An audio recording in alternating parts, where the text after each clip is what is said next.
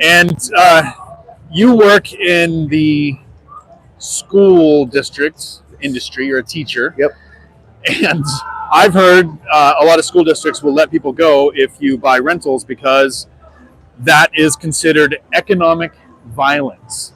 If one person or one family owns more than one house, that means you took a house away from someone else. You are buying rentals with the intent of retiring early. Yes. You've been doing it for how many years now? 3.5. 3.5 years.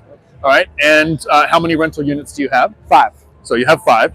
So if one of your students or one of your students' parents find out that you have 5 places people could live and you're just one person, Yep.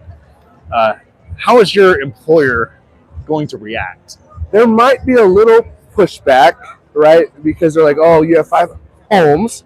But what they don't account for is I actually own small multifamily.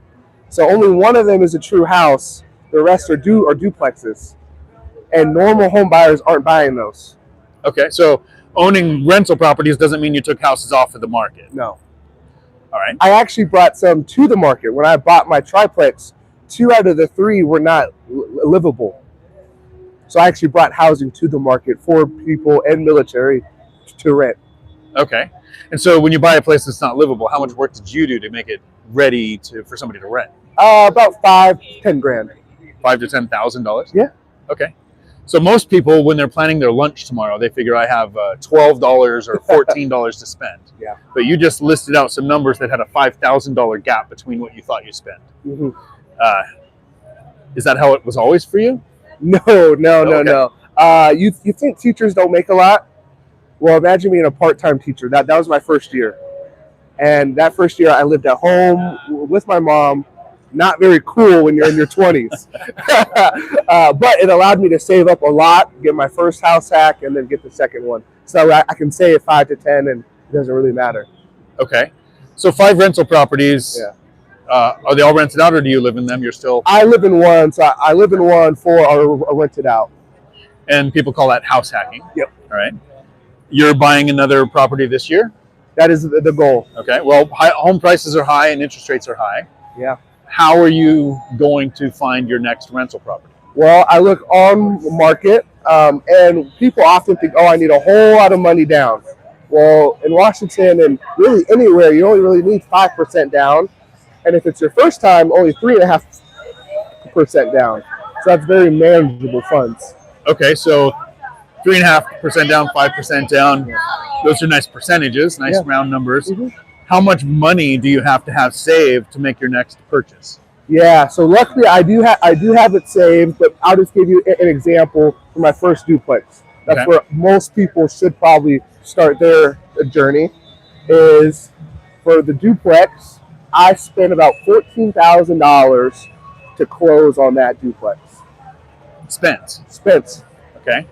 So that's a teachable moment. You're a teacher, you'll understand this. Yeah. If you invest and buy a property, you're not actually spending any money. That is true. You're doing what we call moving the money. So the money was in the bank. Yep. You moved it into the property. There's a nice loud airplane going on right now. But you moved it into the property, and it's still there. It's still yours. Yep. So this next one, how much do you think you're going to have in the bank ready to move into the next property? Well, I recently got my real estate license. Okay. And so with that, I may not need as much cash as I think, because I can use some of the commissions for closing costs and some of my down payment. Okay. But I'm expecting about 15 to 20 to have to leave my bank account to get into the house. So another $5,000 gap that you're just going to brush over. All right. So $15,000 to $20,000. How long does it take you as a teacher to save up that much money? Because I'm able to house hack, it takes me just over a year. About a year, okay. Yeah. Single, no kids, one income. No kids, no pets. With your 5 rentals, how much cash flow is coming in from the 4 that you have rented out above principal, interest, taxes, insurance, and what you have to set aside for expenses? Yeah, so kind of how I tell people the numbers is I get $7,000 a month in rents. Okay. And the mortgages are around $6,700, $6,800. So I basically don't pay any mortgage. Okay. I do pay some towards utilities, but not much. So you're living for free. For free. That helps saving. What's the average rent if you were going to go rent a place on your own? Yeah. Say a 2-bedroom, so you have a home office. So in your market, what would that be? If I wanted to be fancy and have a 2-bedroom place, Fancy? it would probably be around $1,800 on the lower end, probably $2,000 on the nicer end. So $24,000 a year almost that you're saving just by not having to pay for where you live. Yep. That's basically almost your next duplex every year. Exactly. Just from that. And a lot of people talk about how easy this was to do. Let's talk about your first house hack. What was it like in that first property when you lived there? Tell me about that property. Yeah, so that one, the unit that I said I was going to occupy, it was 3 bedrooms, 1.5 bath. But I'm single, no kids, no pets. I don't need that much space. So I actually sectioned off the primary suite. During my home search, I wanted it to have its own exterior door so I could seal it off and not have to interact with the tenants. And so I sealed it off. Now, I live in about 200 square feet with no shower, no kitchen, no laundry. And so how did you shower and do your laundry? That's a question that always comes up. Shower, I have a shower in my office at work, shower at the gym, shower at mom's house, or if I was seeing a girl at the time, it was a great excuse to go over there. Yeah. Of course, that would make Millennial Mike laugh. Optimize the relationship. Okay. Exactly. Okay, so the first year of house hacking, maybe it was 2 years, right? Yeah, it was about 18 months. Okay. Yeah. So how many people are willing to move into 200 square feet, live without a shower, live without a kitchen, so that then you can buy the next place, live for free, combine that together? When you made it back into a 3-bedroom, what happened to the rents on that place? So the rent went up. So the people actually inherited that bedroom. I kind of had a binder strategy type of conversation with them saying, hey, I'm ready to move. If you want this 3rd bedroom, that's fine, but you're going to have to pay 3-bedroom price. Right. So they went from paying $1,500 plus some in utilities to $2,400. Okay. Now, this is before rent control. I want to make that very clear. That was actually what I was going to clarify is even in a rent-controlled state, that is a change to the status of the lease. So it's not a rent increase. It's a renegotiated lease on a new type of property. Yes. Because you've changed the size of it. So this is another benefit to house hacking if you're in an area that does rent control, which actually makes us richer. Yes. And so tell me about the place that you're looking for this year to add for your next house hack, which creates more economic violence and takes another unit off the market that somebody else could rent that would get you fired. It's funny how many school teachers invest and can't talk about it. Yeah, and it's getting interesting now that I'm doing more of this YouTube thing because kids are finding it. Right. And they're asking me, they turn their iPads over, they say, hey, Mr. Gardner, is this you? And I'm like, oh. You just have to check if it's OnlyFans or YouTube and then go, yeah. So tell me about the property you're buying this year. Yeah, so this year I'm targeting 3 units or more. Duplexes are great, but for the scale and the speed that I would like to go, I need a little bit larger than the duplex. However, there are some duplexes in our area that you can get creative with, like separating the space, like I did on the first one. So what do you think it is that gives you the confidence to go for 3 units or more? When you first started, you were like, no, I'm going to do one house. I'm going to split it down the middle somewhere. What gives me the confidence? Well, it's people like you that post, and I educate myself. I surround myself with people that have done the thing that I want to do, and then I just go and copy them. It's like opposite of school, right? In school, they say, hey, don't cheat, do your own work. Whereas in real life, it's like, hey, go find someone that's already done the work, and then just copy them. Now, instead of that's cheating, now that's emulating, collaborating. Exactly. Right? It's like all the positives. You don't have to reinvent the wheel, but the test is every day too. Yes. So it continues. Are you in the same market, or are you expanding the market? I've expanded the market. I'm not going to go north to King County because I've experienced some of the landlord laws in Tacoma, and those are not great. King County is just as bad. So I'm actually expanding south, about 45 minutes south along the I-5 corridor. Okay. So basically from Centralia to the edge of Tacoma is where I'll start to look. Okay. And how are you searching for this property? Yeah. So I look obviously on the market, but I've also started off market searching too, calling some owners and sending out some mailers.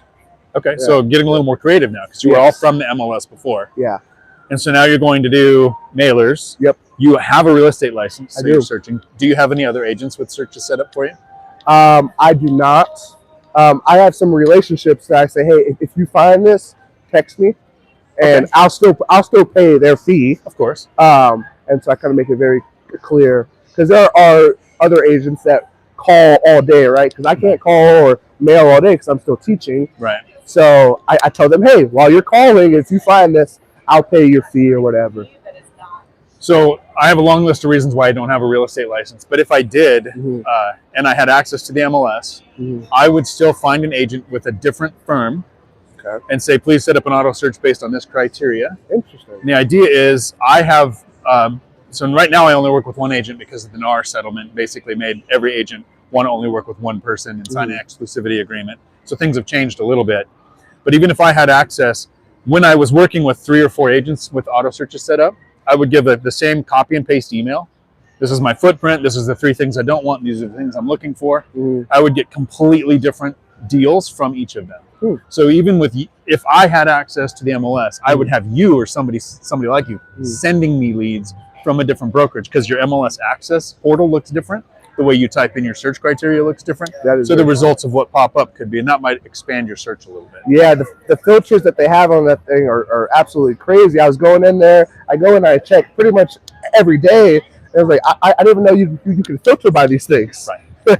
And so other agents are learning that at the same time. Yeah. So, all right, so you've got some creative ways to find this. You are continuing to save mostly by house hacking. Is there anything else you do to limit your budget? Because I mean, for somebody like me, food tends to be my biggest budget. Well, I'm not a small human, so food is also a big part of my. I know I'm actually 3'7", so you're like what, almost 5 feet, right? Yeah. So, what do you do to budget to continue to save for this next purchase? Because you've been doing this for years. You've got 5 rental units. Most people start to feel like I've earned the right to spend my money, but you want to continue to invest. Yes, the lifestyle creep is something that is hard. Like having a shower. Yes, right. Yes. I had no idea what luxury was until I had laundry in my own house. But one thing that I don't do that I want to do but don't because I know I can't yet is vacation. I love to go cruising. I love to go see other places. I know it's kind of ironic that we're here, but this is a business trip. Why are we here? So tell everybody, why are we in Las Vegas? We are here because we're at the One Rental at a Time event here in Vegas. We'll be meeting with other wealth builders. We're all kind of going the same path. So while, yes, this is a fun trip, it's also to improve as an investor.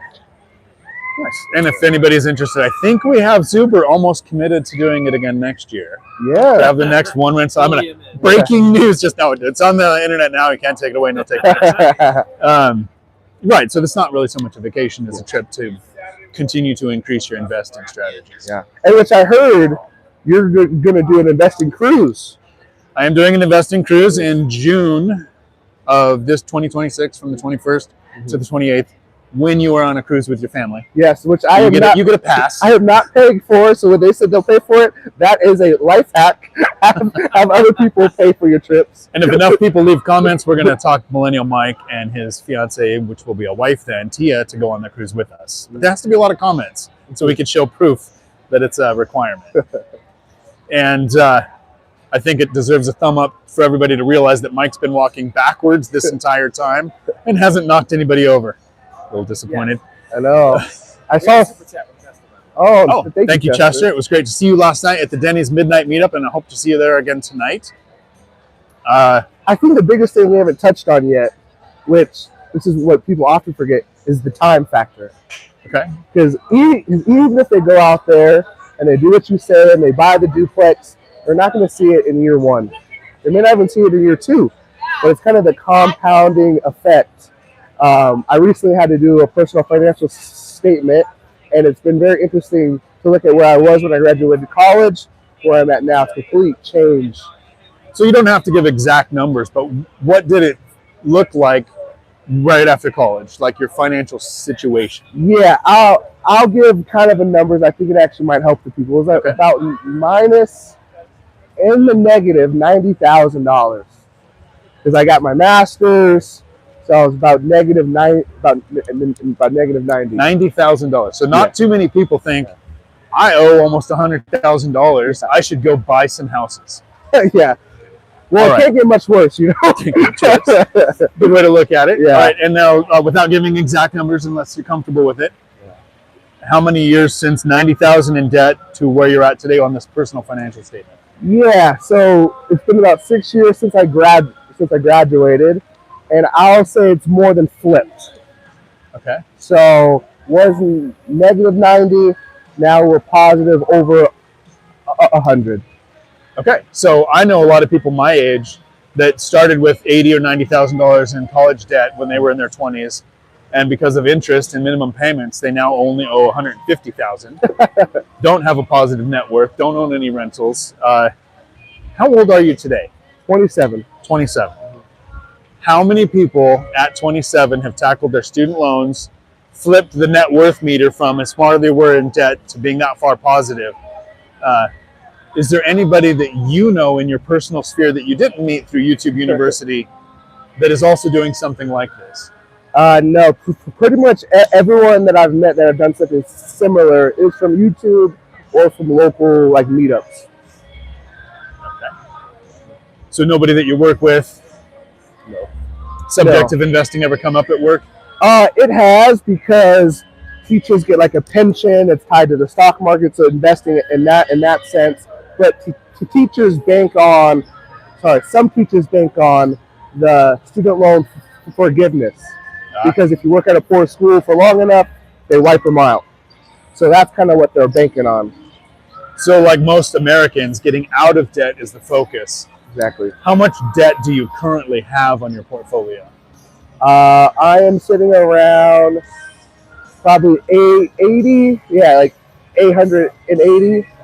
$880,000 in debt. Yeah. And so many people would think, well, if you owe, you can't have a positive net worth. Yeah. And that's not how it works. How much debt would you like to have? Oh, give me all the debt possible, as long as it puts money in my pocket, you know? As long as it's good debt, which has a few criteria, Yes. right? It makes more than it costs you. Someone else pays off the balance. Yes. And it's on an asset that appreciates, which inflation benefits you. Yep. I think we're probably going to be wrapping it up with there. What is the one thing that you would want somebody to take away if they couldn't make it here to the One Rental at a Time event in Vegas, but you can give them one piece of advice on life? What would it be? Find the people that do what you want to do. Find the people that do what you want to do. They will help you out. They will kind of guide you to where you want to be. Okay. Well, I appreciate you taking the time to hang out with us out here, and see everybody tonight at the Midnight Denny's Meetup. Ciao.